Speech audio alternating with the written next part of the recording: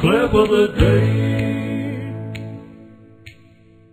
Here's a little history lesson, which I think we should be talking about. And this is not really an Ask John, but I'm going to throw it back to you because, of course, this was, I think, 1972, and this was on CNN. Now we got to talk about CNN a little bit because CNN has had their lowest ratings ever.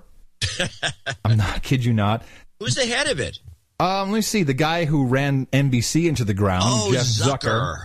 Yeah, he's literally really good. Only 27,000 viewers in the demo. That's 25 to 54.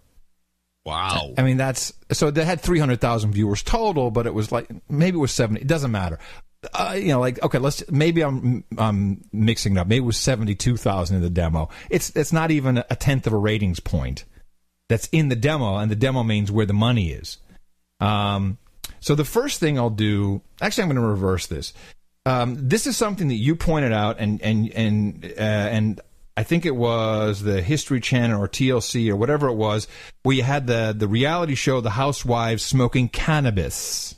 Oh, right. Right? Cannabis. So CNN, and I've done the research on this, CNN is in deep, deep, deep trouble. Hold on, I have it here. Let's see, I have the headline here. CNN garnered its second lowest primetime ratings of the year amongst adults 25-54 on Thursday, August 8th, 2013, averaging 76,000 adults in the 25 to 54 viewers from 8 to 11 p.m. That's in a 3-hour time period. That's unbelievable. Pierce Morgan Live delivered one of its 10 lowest rated episodes of the year with 71,000 adults in the 25 to 43 demo. So we have more listeners than Pierce Morgan. So first of all, executive order, I veto no more Pierce Morgan clips unless he pays us.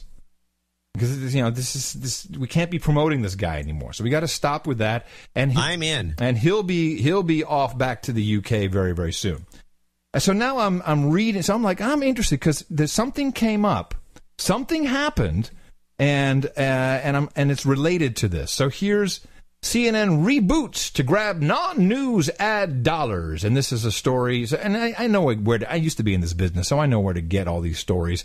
And this is about new president Jeff Zucker has been trying to remake CNN into a network that's essential every day rather than watched only during news events.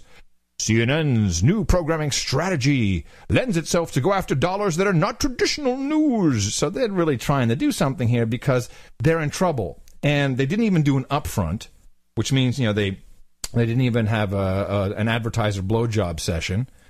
But the news came out that CNN's advertising revenues are now down. And we're talking shocking, like 10 to 15%. And it always takes a while when the ratings go down because, of how stuff is bought out in the future. So CNN, now we're in trouble. And this came out because, Time Warner released their numbers, the quarterly numbers, and they don't typically break stuff out like this, but for some reason they did, which I think is also a big FU to Jeff Zucker. And they broke it out, and CNN's revenues were like around $300 million, very, very poor, down 10 to 15%. So knowing what you and I know about how the business works, and we've discussed this we've seen this happen with other entities, even online entities. When you want to get an advertiser in, there's two ways you can do it. One, which is often very effective, is strap on the knee pads and open your mouth. And I have done this many, many times for all kinds of ventures to get the ad. Oh, yes, it'll be great. It'll be your branding everywhere. In fact, I will have the Budweiser logo tattooed on my ass just for you. Just give us your order. Or you can start kicking against one of the largest advertisers. Now, the pharmaceutical industry spends around $5 billion a year in the United States alone on television advertising, which is also deemed their most effective advertising. And it's the usual suspects. It's Amgen, it's Allergen, it's Johnson & Johnson, it's all these guys. And I have been missing it somewhere, and of course, when I heard this report come out and this stunning news. I knew what had happened. For a long time, and this is Sanjay Gupta, who has come out with a documentary called Weed, and he has decided that he has been wrong all along.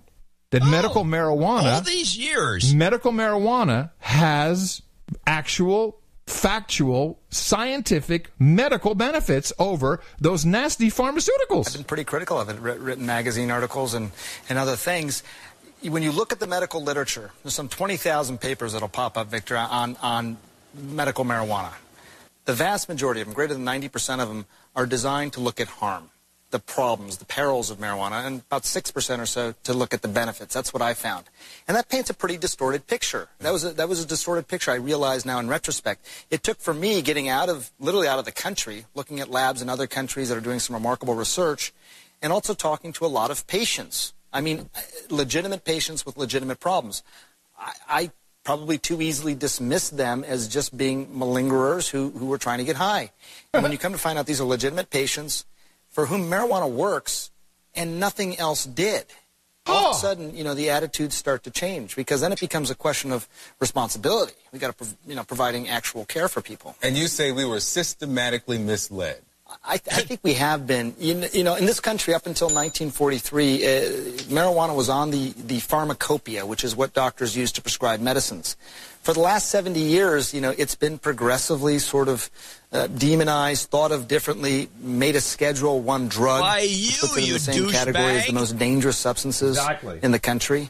And I think that, there was a lot of things going on in the late 30s and early 40s that may have led to that. But I think the end product, to your question, is that we simply haven't gotten accurate information about this. There's real science here, and that needs to be injected into this conversation. So I'm blown away by this. Hey, you have to play that clip of the week. That's clip of the day. Well, I have I don't care. a reduct. Okay, I have a. I don't care. This is you don't care. No, you don't care. You don't care. That's fine. Clip of the day. Okay, but here that is incredible. But here is Sanjay, and because we got to step it up, we got to go to prime time, which is 6,000 viewers more over a 3-hour period, and we're going to hit Brolf. Now we're with Brolf to promote the Weed documentary. That's a good point. I know you did a lot of research for this documentary that will air this weekend. Is there concrete evidence, though, concrete scientific evidence that medical marijuana works better at treating certain medical conditions than pharmaceutical drugs? I mean, Brolf is like, he's like, just say, why don't you just name the drugs, Brolf? I believe there is. Ooh. And I've seen examples of it. First of all, I've seen the studies. So this isn't just anecdotal information, anecdotal knowledge anymore. There are studies to back this up. But I think I'll give you a couple of quick examples. Please. With regard to something known as neuropathic pain, neuropathy, that can be that sort of pins and needles sort of feeling, burning, lancinating, as my patients have described it, feeling in your limbs. It can be very hard to treat. And the way that we often treat it now in this country is to use medications like narcotics, poppy derivatives such as morphine, Dilaudid, OxyContin. Yeah, he's going after everything. He's going after the poppy derivatives. This is shameless. I mean, and it's lies. He knew all this a long time ago. Yeah. Or he's either a denier. We know that marijuana can actually have a significant benefit towards treating this sort of pain. Sometimes it can work. Not only work, but it can work when those other medications didn't work. And there's something else that I think makes this very, very relevant, Wolf, and that is when you talk about these narcotic pills, someone dies of an accidental overdose in this country every 19 minutes. Wait, here it comes. Laying it on thick. Wait, no, it gets better. From taking these prescription-type pills. When we did our research, we could not find any evidence of a death from marijuana overdose. So you have a drug that works, you have a drug that may work better than what else is out there, and you have a drug that from a critical safety profile appears to be safer. All the memes he's pulling out. Shut up already. It's science. Took out the talking point. I want to tell everyone something. Because you will hear, the government has the patent on medical marijuana. It's a deal. No. This is one thing and one thing only. This is the last-ditch effort by CNN. Last ditch to get the pharmaceutical industry back on board. Because they're not advertising on CNN. They're I not. think this is the same thing that happened in the Good Morning America show. And this is what you do. You got two routes when you're a publisher. One, you knuckle under whatever the advertisers tell you to do, you do it. Or the advertisers bail out and you go after them. And this is so they get back on board. Right. And that's what they're doing. But it's not going to happen. This is Jeff Zucker. No, I don't think so either. Because the numbers are so low, nobody except the people, listeners to ours, we got more listeners to those clips than they did. Yes. And the funny thing is, they're providing our material. This is great. It's a bonanza. So this is Jeff Zucker pulling out his balls and swinging them around like, I'm Jeff Zucker, and we're going to get him back. And it's going to fail. It's going to fail. Disaster. And so look at the writing on the wall, people. Look at the models. Look at, the Boston Globe. What is it? The Boston Insider. What was that newspaper? What, the Boston Globe? What about it? Yeah, the one that sold for $70 million? We got Bezos buying the Post for way overvalued. It was probably also worth about $60-70 million, but even $250 million. Like, okay, whatever. No, but that's it as a lobbying tool. Yeah, but it's still, even that's you overpaid. And you're going to see this systematically come to. Go listen to NPR, people. Do that. Don't listen to No Agenda. Please stop. Turn it off right now. Go listen to NPR and count the number of underwriters like Squarespace and what's the Carbonite. And, it's like these are ads. They play a lot of ads. Ruining the programming, Look at it. We told the story already on the show. Tell it again. The Bill and Melinda Gates Foundation pulled their funding from the NewsHour, one of the actually really good news programs, at least one of the better ones on the air, because they didn't think it was jazzy enough, and they started strong-arming them. We'll give you some money if you make the show the way we want you to make the show. Exactly. Get rid of it, in other words. Get rid of it.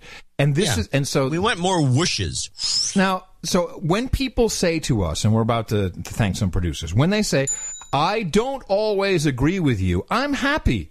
Because if you think everything we say is good, go away too. This is not good for you. Then we're not the right show. But the future of your media diet, the future of your news has to be varied, and you need to challenge yourself, yo. You need to challenge your own thinking. I threw that in there. I thought that would accentuate to the hip young crowd, the 25 to 54. The two guys that are like, all right, I'm going to give up on it. Here we go. I'm going to show my support by donating to No Agenda. Imagine all the people who could do that. Oh yeah, that'd be fun. Yeah, on No Agenda. Hey, yo! In